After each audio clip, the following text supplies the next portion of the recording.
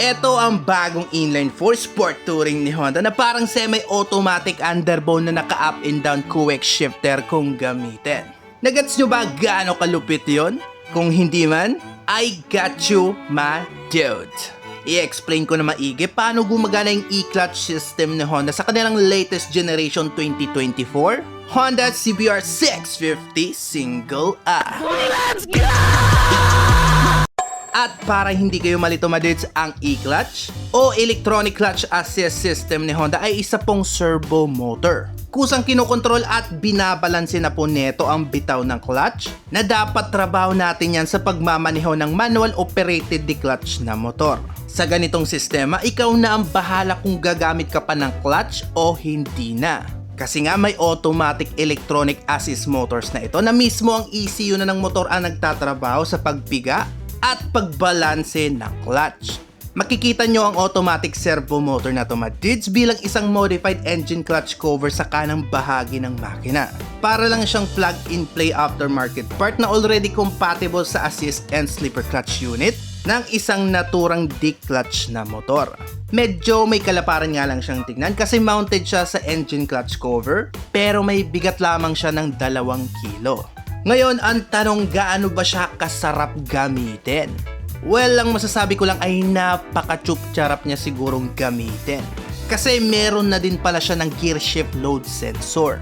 Ito yung halos parehong gear shift load sensor electronic na makikita mo sa mga motor na merong quick shifter na nagbibigay ng signal sa clutch pag magpapalit ka na ng gear ratio. At base sa personal experience ko sa quick shifter madrid, sa una medyo mangangapa ka rin talaga sa kung gaano ka-active yung sensitivity niya sa paggamit mo ng clutchless transition in between gears. But with Honda's e-clutch system, meron na siyang kasamang 3 sensitivity preset. Kung gaano mo gusto ka-hard, medium and soft yung gusto mong calibration. Gaya ng conventional quick shifter, ang e-clutch ni Honda Madrid ay integrated din mismo sa engine ignition and fuel injection. Kontrolado din po yan ng ECU yung computer box ng motor para sa mas smooth na pasok ng up and down shifting na hindi mo na kailangan pang pumiga pa sa clutch. So yes, para ka lang din gumagamit ng quick shifter pag tumatakbo na ang motor. Pero ang malaking pinagkaiba ng e-clutch sa quick shifter ay pwede kang huminto at umabante na hindi ka mamamatayan ng makina. Hindi ka marunong sa clutch? Walang problema yan, diretso apa ka na lang sa first gear at kusa na lang magbabalanse ang clutch control niyan base sa throttle input na binibigay mo. Walang problema kung gusto mo matuto o gumamit pa rin ng conventional clutch dahil gagana pa rin ang clutch actuation niyan sa parehong paraan ng conventional clutch. Hindi ka nga lang mamamatayan ng makina pag naka-turn on pa rin ang feature na yan.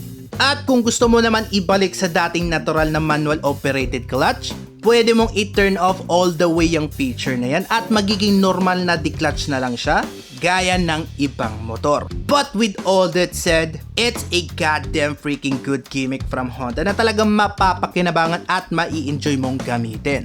As long as naiintindihan mo na may katumbas na presyo talaga ito at posibleng ma-one-hit delete yung motor mo pag sa oras na mabitawan at na-drop mo yan.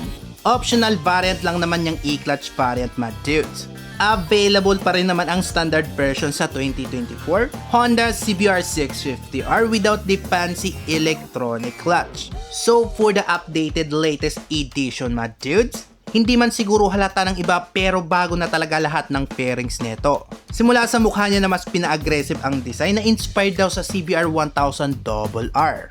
Meh, hindi ko siya feels. Kung meron man, looks like family to me siya sa 2004 Honda CBR 600RR. Side panels niya mas malaki na rin at mas cover na yung makina kumpara sa dati. And of course, ang bagong rear end fairings and taillight, which is very nice.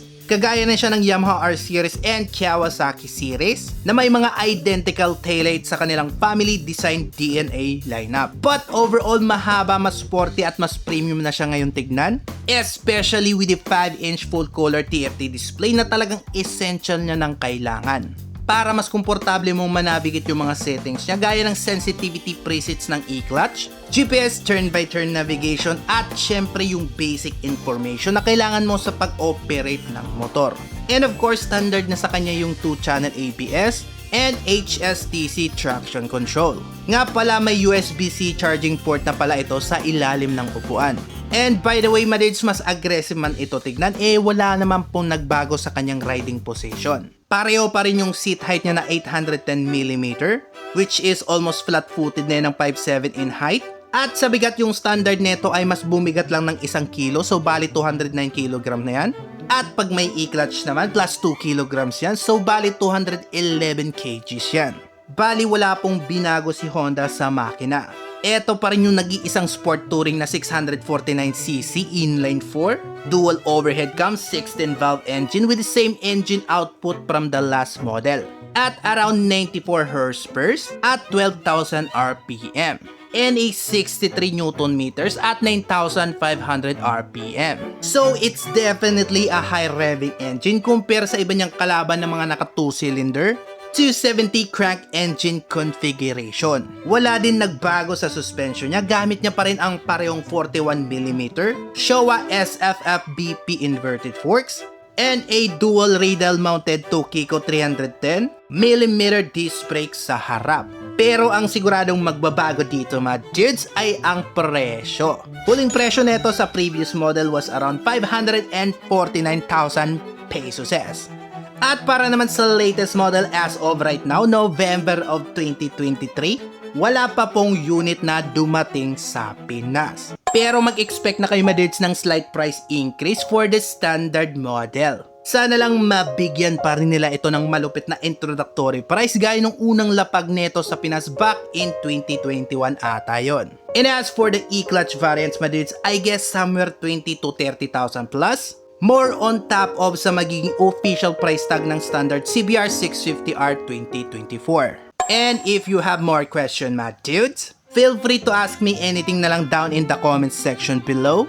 And as always, thanks for watching and see you mga dudes sa ating next Cheers, Jeremy Smith!